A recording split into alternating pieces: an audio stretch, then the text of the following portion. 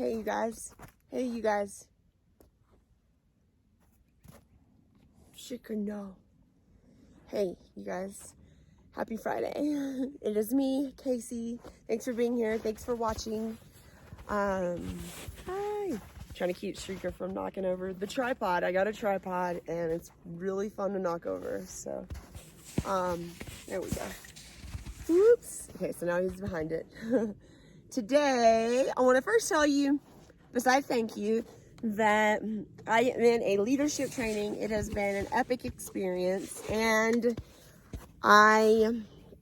it has inspired me to do this project, and for my Mustang project. And part of it now, what I have declared is 6 days a week videos until March 21st. So you're going to be seeing a lot more of me. So this is not part one because I've already made a lot of videos, but this is part one of this stretch of videos. So I want to consistently bring you information and teach you things, and teach you about Mustangs, teach you about your body, teach you about breathing and energy. So that's what I've done for years privately. But now I'm just going to step into the role of teacher for everyone I can, more people. I want to make a bigger difference. So here we are. I love telling people about Mustangs, and I love when people tell me that they had no idea about Mustangs and that they need our help and that horses need our help. So I'll tell you one really cool fact about Mustangs is that their language is body language. So every move that they make is intentional. They communicate with each other through body language. Their eyes, lips, nose, ears, how their feet are, the tension in their body. So when someone is around Mustangs, they can sense every tension in your body and your energy as well. And whether your insides match your outsides, like whether your feelings and your intentions match your actions. So it's important to be around horses to learn the language of the horse. When you are around horses, when someone is around a herd of Mustangs, their heartbeat actually, the Mustangs will match the human's heartbeat, and many times they will lower the heartbeat and activate the parasympathetic nervous system, which is rest and digest, which is not how most humans are walking around in that state. They're not normally walking around in rest and digest mode. They're a lot of times walking around in fight or flight without knowing it. So I mean, anyone that I brought out here across the board, their experience is that it's magical, and when they leave, they feel so much more relaxed, and it's real. It's not an accident. Their herds of Mustangs, hearts are all beating together.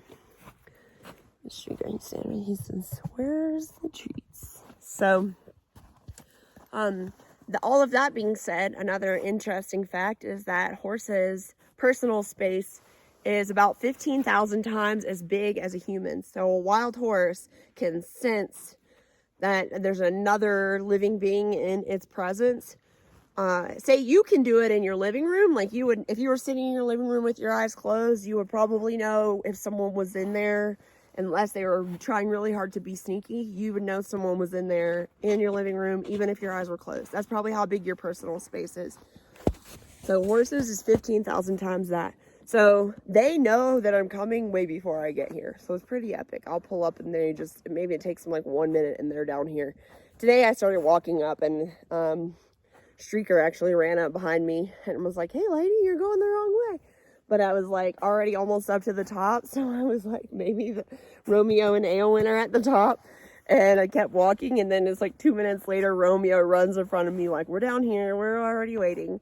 Because when I show up, I bring them a snack. So they love snacks. So okay, I want to tell you just a little bit about Millie Jo, who is now the face of the project that I'm working on about Mustangs and just raising awareness and also funds to help Mustangs. So she is the first Mustang that we helped. We still have most of all of the funds available to help other Mustangs, and I'm still raising funds. So I'm delicious, by the way, because they always are licking me. Millie Joe is named after my best friend Emily and after my buddy in the training that I'm doing, Joanna, who's in the UK and is just a beautiful soul, and both of them are angels. So I named the horse Millie Joe. Now, she is super cool. She is trained. If we did not raise funds and I did not we did not get her, she would be dead by now. That sucks. So I can't wait to share with you all her personality, her soul, more of her journey. So right now she is in quarantine because when you pull an animal from an auction, they need to be quarantined for 30 days because they're exposed a lot of times to other sick livestock. So she's in quarantine in Texas and she will be here in a couple months. And we're gonna do, she's not gonna be in quarantine longer than 30 days, but she'll stay in Texas longer because it's not as cold in Texas. And we're at almost 8,000 feet here. So that way she can have a kind of more springtime transition to Colorado. She's gonna fit right in and it'll be awesome to have a little herd. Woo, a little bigger herd.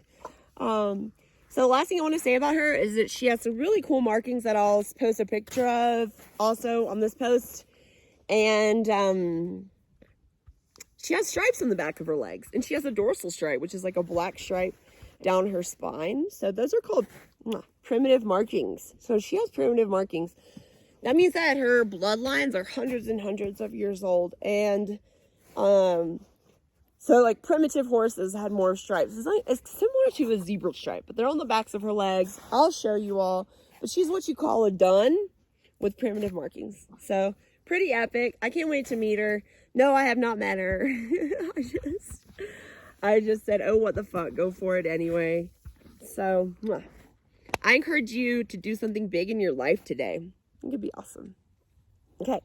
So happy Friday. I hope that you are loving life, and we're sending everybody love from the pasture. Okay, bye. Boop.